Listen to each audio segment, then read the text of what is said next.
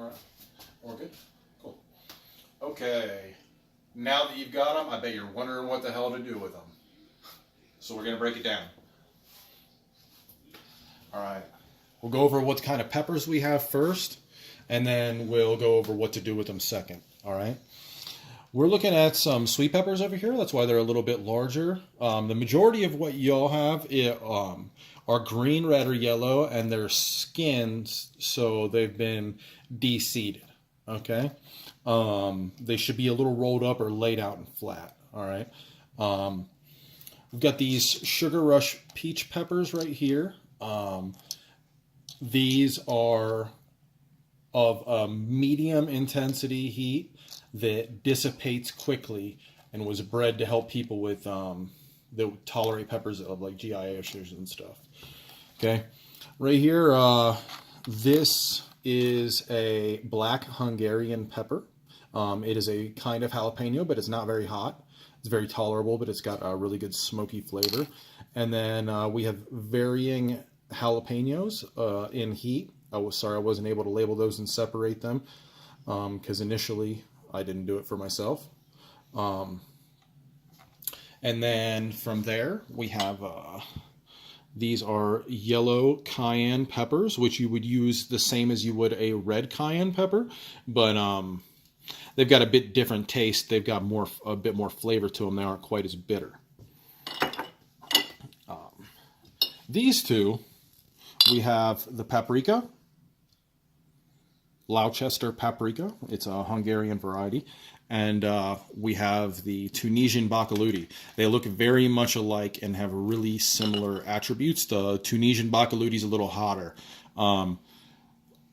The paprika is a little brighter in color, so that's kind of how you tell them apart. Also, the Tunisian baccalauti is generally larger. Okay. Tom, I believe, has some of these in there. They look like some of the other peppers, but they go to pointed tips. These are a kind of habanero. It's called lightning mix. Got a lot of heat to them. All the flakes that you have are mixed sweet peppers. So those are for general spice usage. We'll go over that in a second. These are what those, some of those other black Hungarians and jalapenos look like. A number of them are pretty ripe. So last but not least, we have the peppercini pepper. Okay, these are longer and they're red or green and ribbed, and at the very end of them, instead of being a sharp tip, they're a rounded tip. Okay, so next step, here we go. The sweet peppers, you could use those in anything, but what I like to do the most is I like to take these sweet peppers and I like to mix them with a hot pepper in whatever rub or sauce I make with them. Okay? So we'll go over how to do that real quick with your mortar and pestle that we got for you. We'll take the very first one I'm going to do. We're going to do a little Sugar Rush peach action real quick. And I'm going to do it because I already started some. Ended up looking like this. Okay, that's the final product. All right. And we take those and we... Oh, look at that. No seeds in there. Lucky me. We take that and we break the pepper. We're going to try to de-seed that completely because I don't really care for them in there. Some people do, so if you wanted to leave the seeds in there, I would use like a coffee grinder, so that you can make sure to grind everything up to a real fine powder, because the mortar and pestle, they give a little bit of feedback when you use the seeds in it. They don't really crush up very well. Okay, so the first step is there. I've got it de-seeded. Okay. And as I talked about, I like to take those and I like to mix those with a sweet pepper. So real quickly we'll de-seed the sweet pepper too.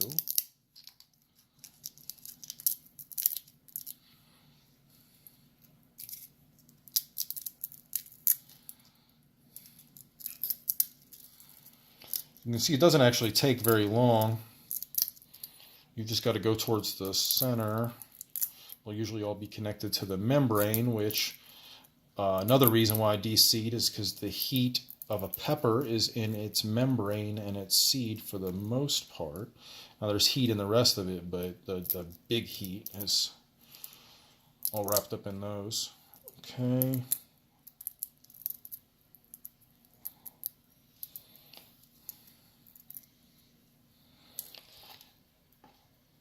Cool. Making sure I get all that because I don't want to waste it. Okay. And if there's any seeds in there, they'll present themselves as I grind it.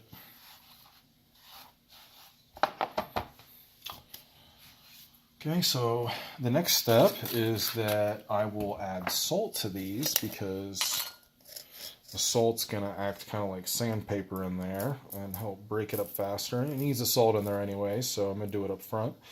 And I'm going to use a big coarse grained salt like a sea salt or a Himalayan pink salt. I gave that a quick little press right there. All right.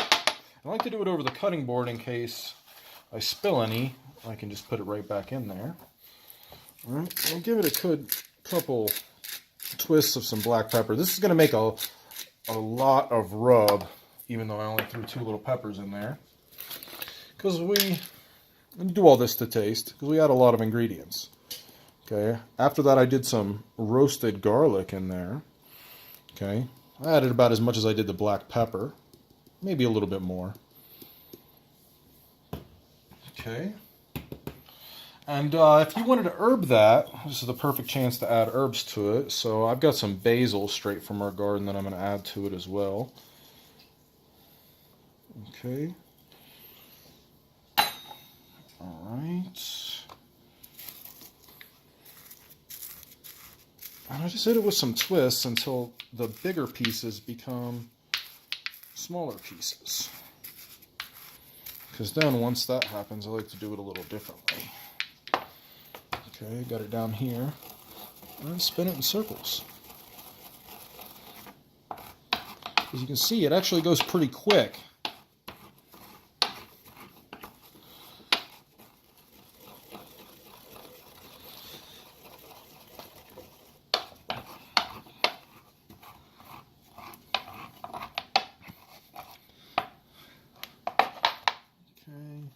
Toss those back in there a little bit.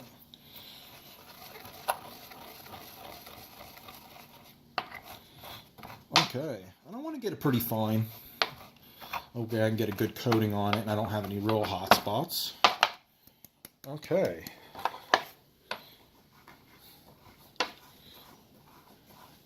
And I go a little finer if I want to be a little neat freak about it, but that is about as fine as I care to go. I'll take that and mix that with the last rub that I made, even though I herbed it a little extra, so it'll be nice in the end. And then once I got it about that consistency, I add the last ingredient to it. Just careful not to go overboard on this. Sugar.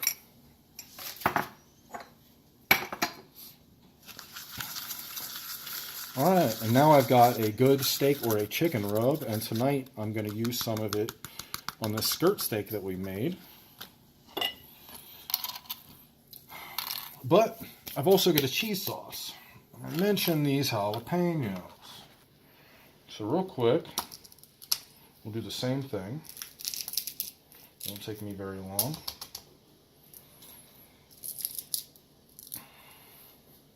It's a aforementioned black Hungarian pepper. It offers a lot of flavor. Not a ton of heat. I do all this with gloves on, by the way. I've made this mistake a couple times recently of not using gloves and then say touch my eye or whatever. It's not very comfortable.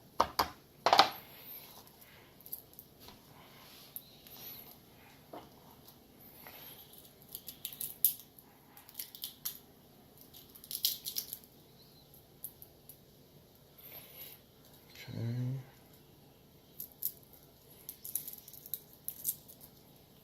Alright. Easy stuff. And for the sake of video, I'm going to be a little lazy. I'm going to reach down here and grab some of these pre-skinned pieces. Whereas normally I would want to make sure that I save those for a time when I'm busier. And I'm going to add some salt to these, but salt's the only ingredient I'm going to add to this because I'm making like a queso sauce.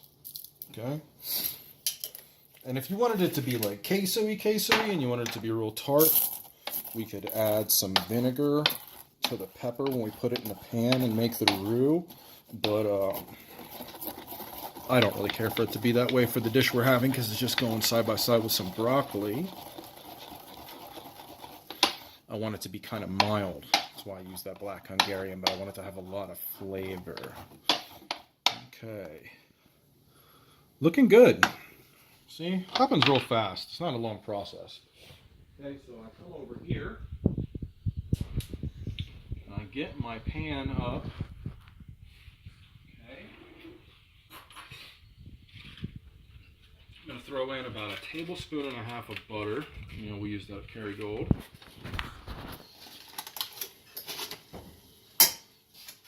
And a little sliver more. Okay.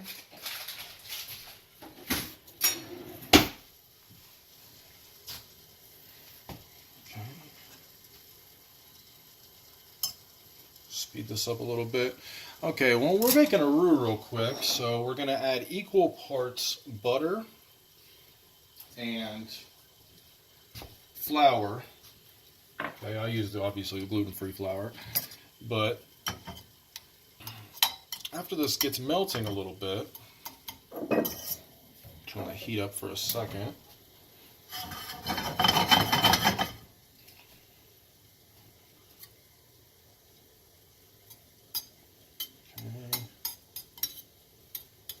I got the bottom of that pan coated. I can add the flour in a second. The first thing I'm going to do is I'm going to add the peppers to this mixture. The peppers and the salt.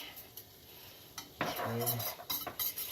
And if when I go to do this, it soaks up more butter than I intended, then I can add a little more butter before I add the flour to thicken up the roux. This is also the time that I was mentioning that if you want to make it queso flavored, one should add about a teaspoon to a tablespoon by flavor, by personal preference, vinegar. Okay, I've got this butter going, and if I wanted to have a smoky flavor, I could brown it. Sometimes the cheese that people use isn't very complex, so it helps to brown it. I'm not going to because I'm making a cheddar sauce, and the cheddar's got a ton of flavor. So I'm going to add about the same amount, a tablespoon and a half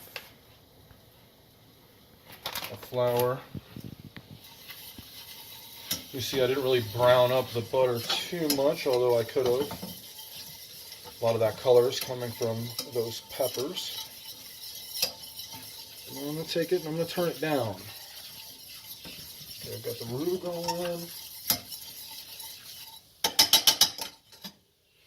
And then this is where I add exactly 1 cup of milk. Okay, if you use cheap milk, you want to keep the temperature cool because it will curdle and separate. I used almond milk that doesn't have any thickeners in it, which means I can cook it real high temp.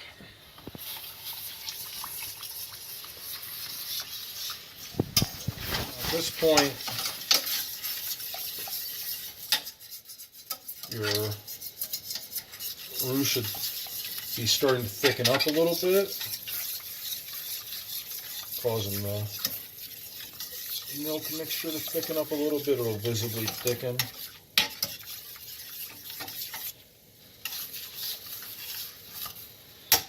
Big thing when you use the almond milk, make sure you don't use sweetened almond milk. Make sure you get one that says unsweetened or it'll come out funky tasting. Okay, see, look, it's already thickening up. It looks kind of like a gravy at this point. And then I'm going to eyeball in about another cup of cheese.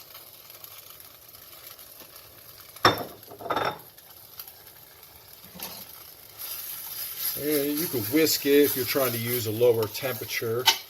Say you got that milk that I mentioned that will separate, but like I was saying, we got the almond milk, which is one of the reasons why I like to use it. It takes a nice high temperature without really giving a lot of feedback.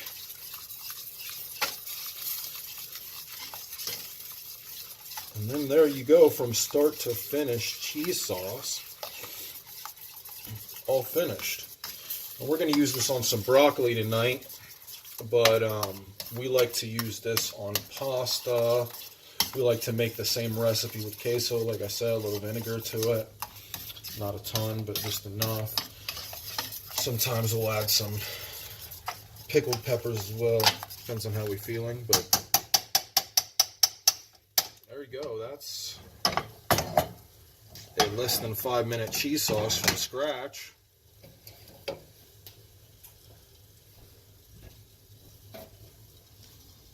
Okay.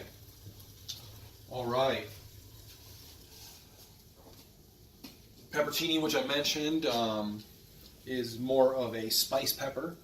You grind this guy up and put it on pizzas and stuff and sauces to warm things up. The green jalapenos, red jalapenos, and black Hungarians, they are best for sauces and rubs. Make fantastic rubs. Great with steak. You want to use green or red peppers with the steak rubs, and you want to use the yellow ones with the chicken. Okay. You said you want to use the cayenne anywhere that you would normally use cayenne. It's just a little less bitter. There are exceptions for the red-yellow rule. Like tonight we're doing a skirt steak with a pineapple juice, so since it's all bright flavors, it makes sense to use the yellow pepper. This paprika will be the best paprika you've ever used in any recipe that normally calls for paprika, say deviled eggs or, top of pizza, things like that. It's fantastic. All right. That's everything. Happy cooking.